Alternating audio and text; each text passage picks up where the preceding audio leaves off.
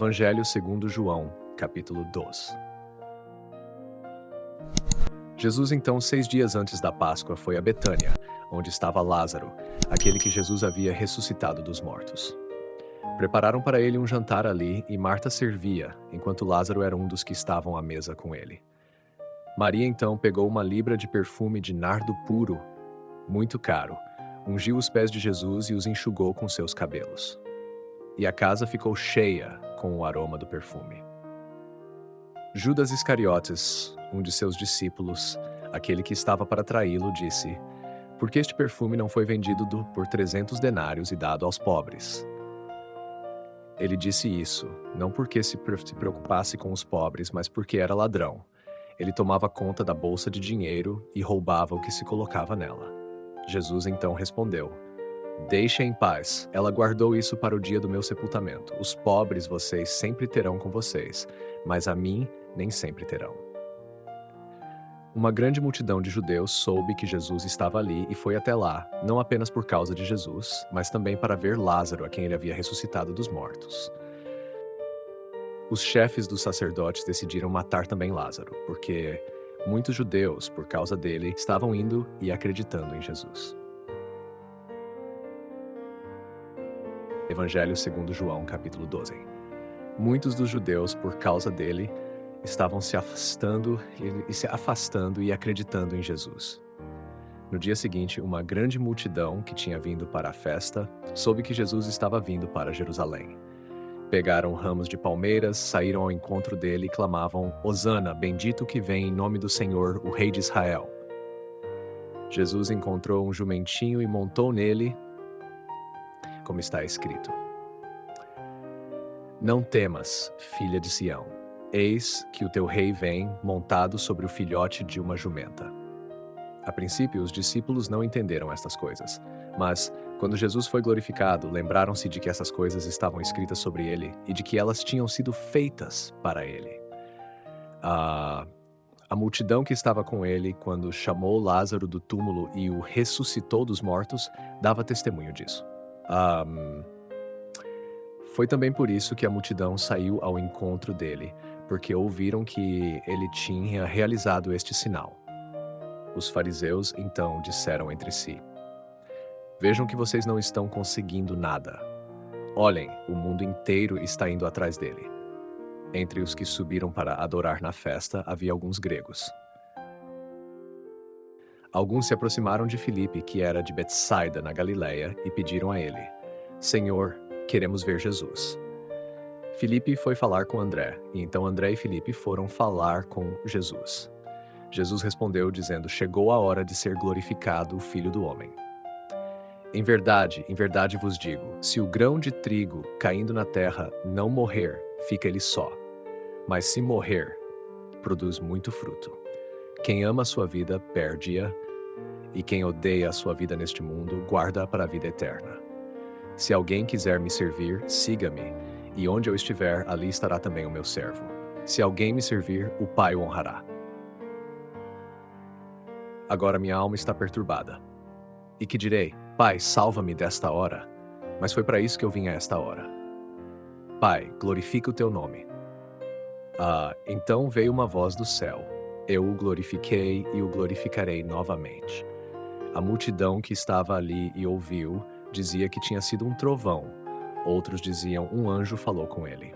Jesus respondeu e disse: "Essa voz não veio por minha causa, mas por causa de vocês.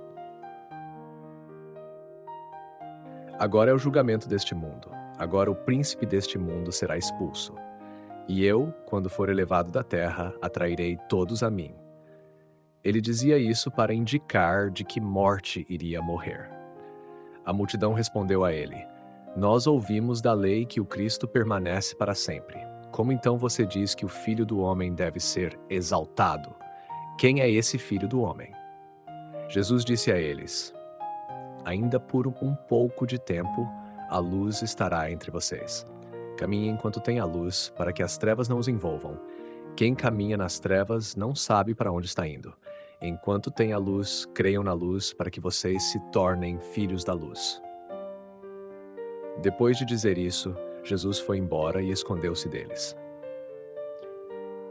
Apesar de ter realizado tantos sinais diante deles, não acreditaram nele.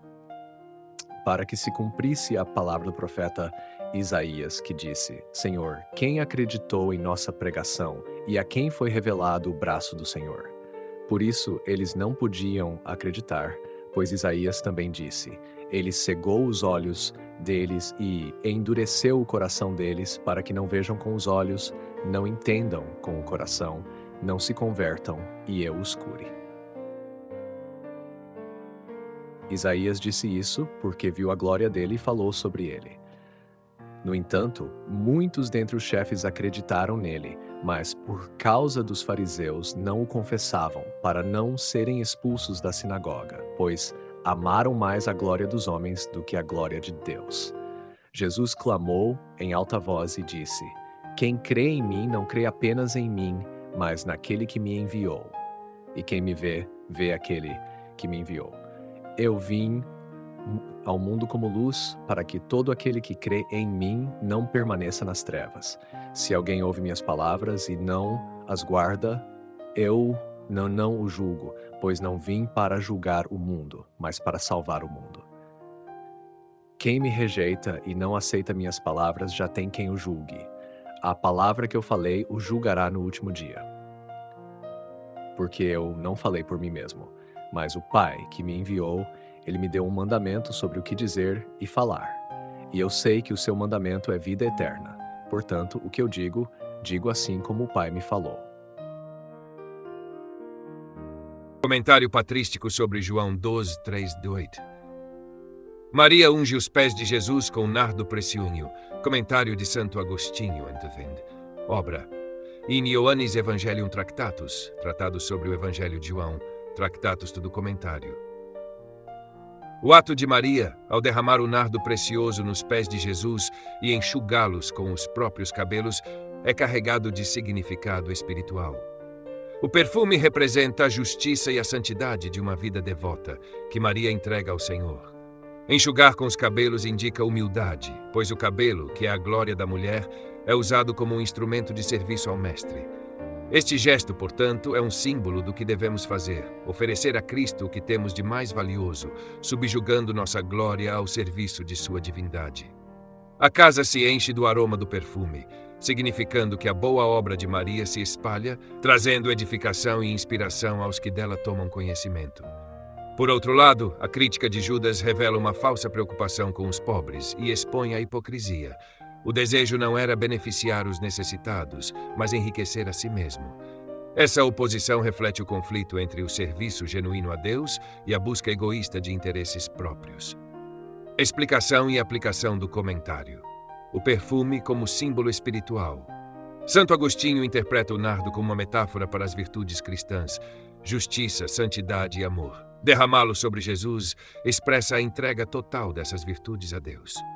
O uso dos cabelos. Maria enxugar os pés de Jesus com os cabelos, que simbolizam a glória humana, aponta para a submissão da honra pessoal ao serviço do Senhor. Este gesto é um chamado à humildade cristã. 3. A casa cheia do aroma. A casa cheia do aroma. É uma alusão à difusão do testemunho cristão. Boas ações feitas por amor a Deus inspiram outros e enchem o ambiente espiritual com um perfume que glorifica ao Senhor. 4. A crítica de Judas. Agostinho destaca a hipocrisia de Judas como uma advertência. O aparente zelo pelos pobres escondia seu egoísmo e ganância, contrastando com o altruísmo de Maria. Aqui há uma lição sobre como as intenções contam tanto quanto as ações. 5. Contexto doutrinal. Jesus, ao defender Maria, afirma que sua unção é um ato profético em preparação para sua morte e sepultura.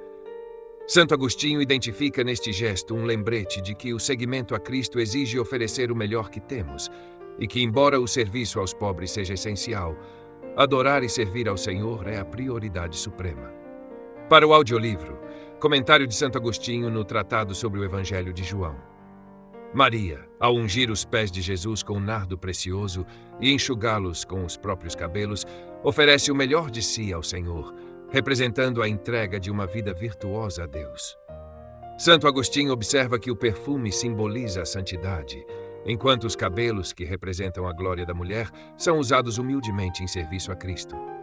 Ele explica que o aroma que enche a casa é a propagação das boas obras, enquanto a crítica de Judas expõe o conflito entre a verdadeira devoção e a hipocrisia.